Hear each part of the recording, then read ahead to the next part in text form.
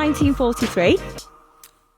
Oh, this is my granddad, by the way, he's quite clearly white. This chap, called Ingvar Kamprad, opened a store, initially selling pens, wallets, for some reason nylon stockings. Why not? Why not? He encountered some challenges with remembering his item codes and keeping track of his inventory and his stock, and he struggled to organise it. Now, there's two options here. Obviously, accept defeat, but it wouldn't really be much of an opening story if he did, would it? Or he could overcome his challenges. Determined not to let this to deter him, he came up with an unconventional way to track his products. He used words instead of numbers. Now, you might be wondering who this is. I'll give you a few clues. You probably have some products from his stores in your home. You might have fought with your loved ones trying to assemble the furniture, maybe. Meatballs. Okay, it's Ikea. I'll leave, won't keep you in any longer. And why am I telling you this story? Well, it was actually, so the founder of Ikea was ADHD and dyslexic, and that was the reason he couldn't remember his item codes, and that is the very reason why Ikea products have the names that are so well loved across the world. In tech, we have a lot of people who are neurodivergent, like him. That also includes dyspraxia, dyscalculia, Tourette's, OCD, and I'd like to maybe gauge a little bit on how many we think it might be. So I want to start off. Everybody raise your hands, come on, it's lunch, get moving, up in the air, put your hands, wave them like you don't care. Woo, excellent. That wasn't sounds, by the way. Okay, keep them up. Okay, if you think it's 20% or less neurodivergent people in tech, put your hand down. If you think it's 30% or less, put your hand down. 40% or less, put your hand down. Ooh, still a few hands up. You can put them down now. But it is after lunch, actually, and I'm going to keep you waiting a little bit longer. So if anybody's been in a stadium and you've seen the wave, we are now going to do the wave, just for a little bit of fun. Okay, so what I'm going to do is I'm going to start point off here. I'm going to move along, then you're going to raise your hands, you're going to pull them down. Come on, humour me. Let's get moving, people. We've had a big lunch. Right, are we all ready? Let's go. Up. Way. Oh, brilliant. I'm back again. Yes, keep it going. Brilliant. I cannot wait to go home and tell my mum that I got people to do the wave in the Barbican. Okay, I've kept you waiting enough. The number of neurodivergent people in tech is actually 53%. Maybe a lot higher than people actually expected. And neurodivergent people, our brains are wired in a different way. So like the founder of Ikea, we have a different way of perceiving things. We are seeing, experiencing, and processing the world around us in a very different way. And like the founder of Ikea, this is bringing a lot of benefits into the workplace. From a tech-specific perspective, we are looking at people with excellent visualization skills, people with brilliant attention to detail, people who can think outside the box, people who are great in a crisis when things break in production.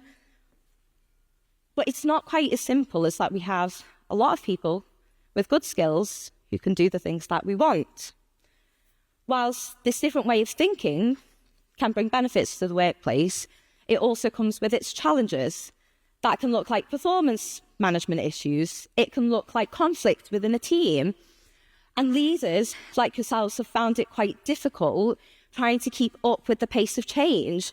And that is not surprising when you know that that number, 53%, was only 28% just 5 years ago.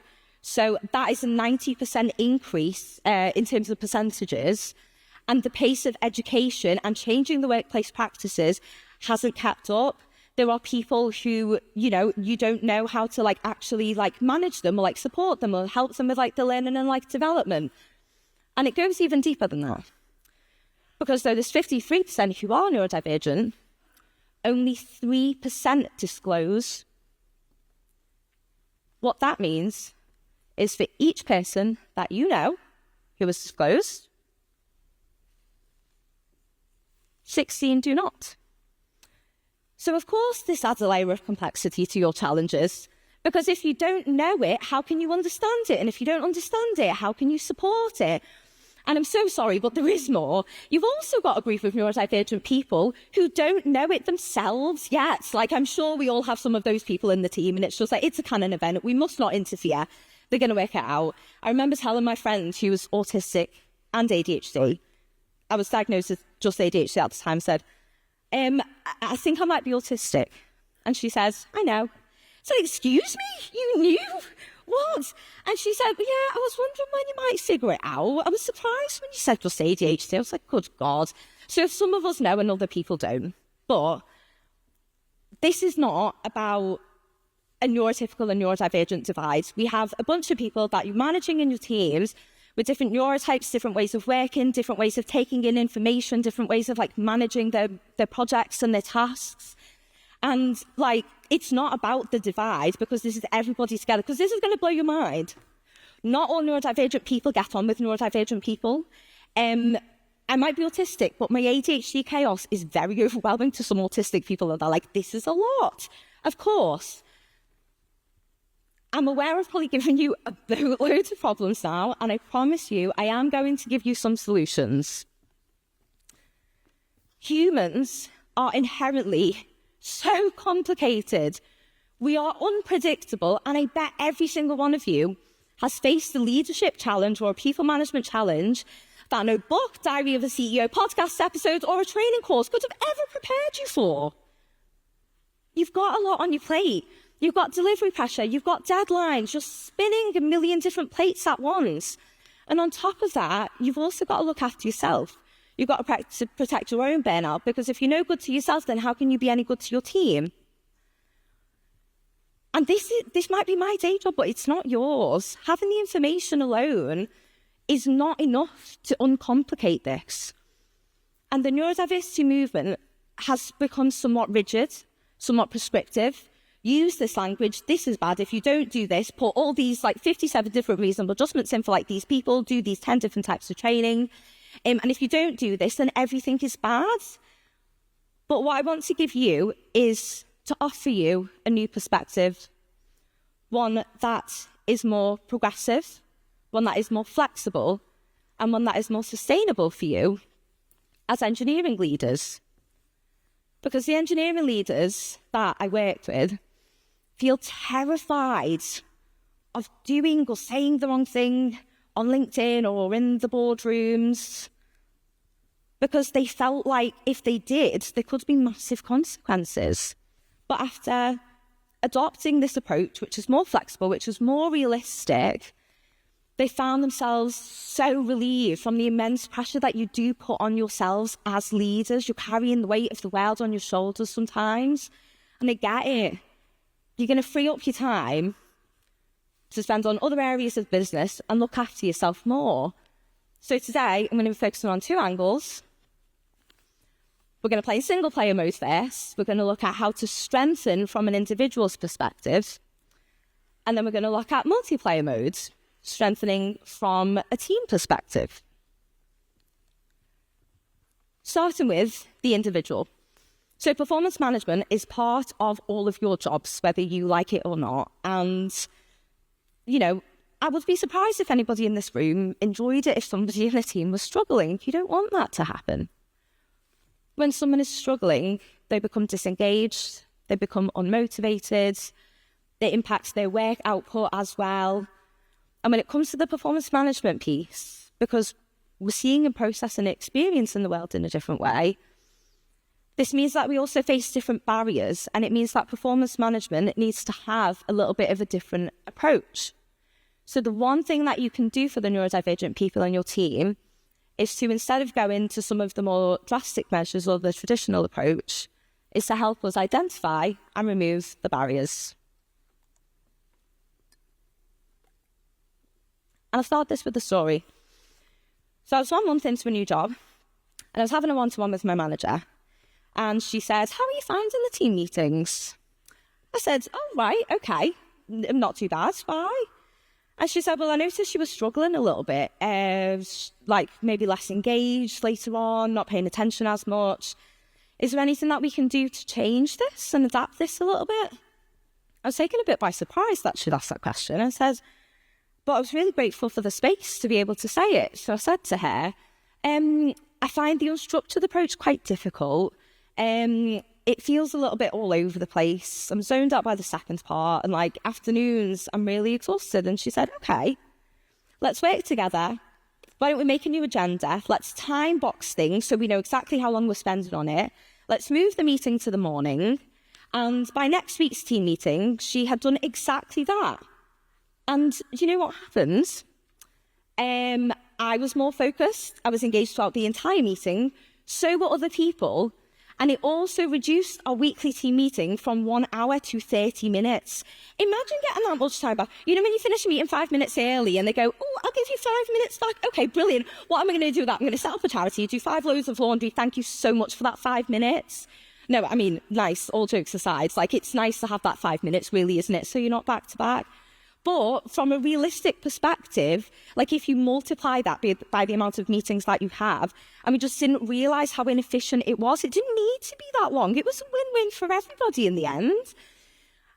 And what my manager was doing, and I'll never forget her for this, is that instead of telling me to try harder, she was helping me try different. And what she was doing is she was being my power-up. And if you've ever played Mario Kart, big fan of Mario Kart, a few of the references in here, you'll know that the further back you are in the game, the better power-ups you actually get. So if you're at the front, you probably just get like bananas, which you throw on the track and hope somebody slips on them. But if you're in the back, you might get Bullet Bill. You'll get shot right to the front, knock everybody out in your path. Obviously, we don't want to do that in the workplace. But the idea here is, yes, I'm not advocating for violence, by the way. But the whole thing here is that these kinds of accommodations are not special treatment. They are a lifeline for some of us. So the 3 takeaways that I want to give you from this story is, number 1, small accommodations can make a world of a difference to us. In fact, 87% of people said that they would make a critical difference to their performance at work. Number 2, neurotypical people make good suggestions. I've had 2 neurotypical managers who've said they're neurotypical, have made really, really good suggestions that I actually never really thought of. You don't have to be an expert in it to be able to come up with an idea together. So don't be afraid if you don't know everything about somebody's very specific condition. And number 3, what happened in the end? It benefited everybody in the team. So by accommodating neurodivergent people and different needs, you're probably going to help everybody, and you're going to get so much time back and so much energy back to spend on other things. So if you want to bring this back to your teams, my advice to you is to be proactive. When you see the barrier, don't wait for somebody to disclose to you. Because like we said before, like, you know, most people don't. And only 2% of employers actually proactively support seeking and implementing reasonable adjustments or workplace accommodations. Just 2%.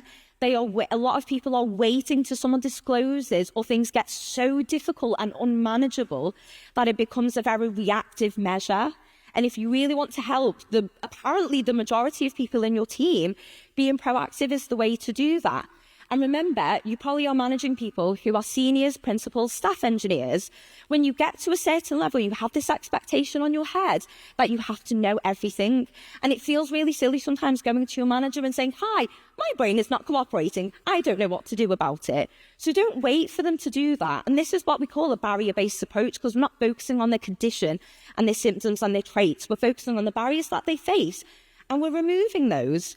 And by doing this, it's going to help you with those 16 out of 17 people who are undisclosed. And realistically, you shouldn't accommodate somebody because they've disclosed to you and they've gone through this whole HR process, reasonable adjustments. Accommodate them because they're human beings, and human beings have different needs. And it's progress, not perfection.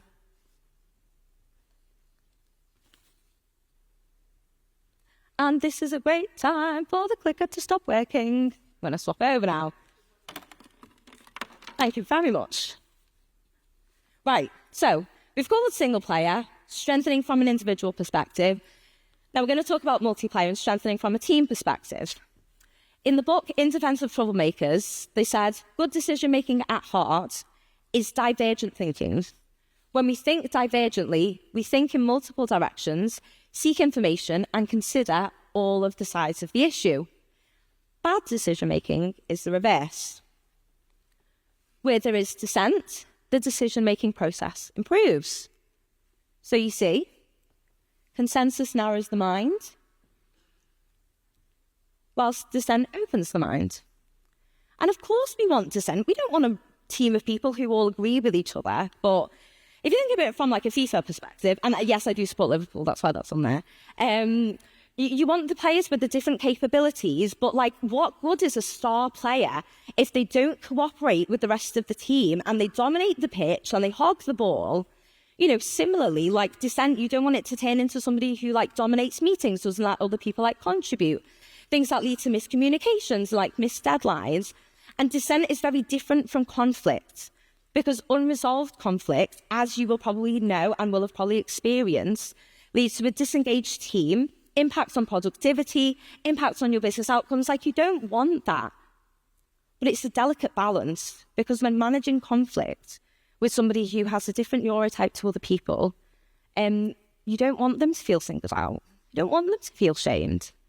And there's a lot of conflict management frameworks out there, which some of you have probably used and you're aware of, but I've especially developed my own to manage conflict in engineering teams effectively. The first stage is to validate. And make no mistake, I do not mean validate the neurodivergent person by default. That's not the case. It's not always the case. I can say that as a neurodivergent person. It doesn't always help everybody. And a story that my engineering manager friend shared with me when they said that they had a meeting and somebody who was autistic on the meeting, and they're quite a bit more like blunt and direct, and they said on the meeting, "This is garbage. This is never going to work." Not realising that the person who had spent 6 months developing the feature was on the meeting. Now, validate the fact that you probably know them and they didn't have a bad intention with that. And like, the bluntness and the directness is really helpful sometimes, but also validate the fact this has had an impact on the other person. And like, the neurodivergence isn't a pass for like being like rude to people. So like, the fact that they feel that way because of something that this person has said is absolutely valid. You validate that there are different neurotypes and there's different ways of doing things. You know, 4 + 2 is 6 and 3 + 3 is 6. But somehow along the line, we've decided that it's only 3 + 3 is 6. There are different ways to getting to the same thing.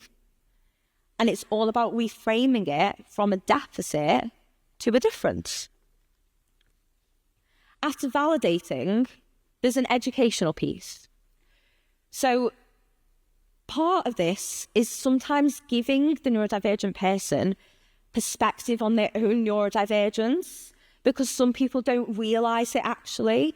You've got the people who are undiagnosed and they are completely unaware of it. But even a diagnosis only kind of gives you a bit of like the explanation. It doesn't give you the tools and the coping strategies and all of those things in like the workplace. So that takes years of coaching and therapy work.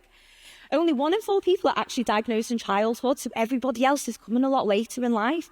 I was one of those people 3 years ago. I thought I was neurotypical. Quite clearly not the case.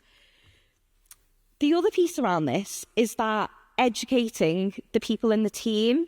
So if you are only educating the neurodivergent person on how to communicate with their team, but missing the piece around how to get the team to communicate with the neurodivergent person, that's going to continue to lead to conflict. That's what will lead to them feeling singled out.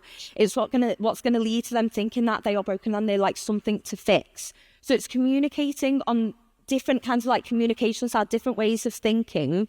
And after following these 2 steps, you've effectively created a way to mitigate through empathy building. This is not about making the neurodivergent person or neurodivergent engineer more typical. And conflict does not arise from technical problems. It arises from people problems. And another thing is that you can mitigate more proactively. And you can do this by making it more transparent and more upfront about what people need to do their best work. There's a tool called a Working With Me manual or a user guide. I know that some people started to use them in the workplace, but these are absolutely brilliant to outline. There are online tools, you can do it PDF, Word doc, doesn't matter how you do it, but use the space to talk about what you need to do your best work, what working patterns you do, how you like to get feedback, how you want to get project updates, like how you want to be contacted. I don't want unscheduled calls. Like people get those on Teams, and like the Teams ringtone just really traumatizes me now. Like people don't like that, but people like different things. And this is something which can be done widespread, because then it doesn't mean that you, the person with the different neurotype, you must do this. It's something that you can do across like the whole team. People get a bit nervous about it when the team is a little bit established as well, because you kind of like feel like you're doing it retrospectively a little bit.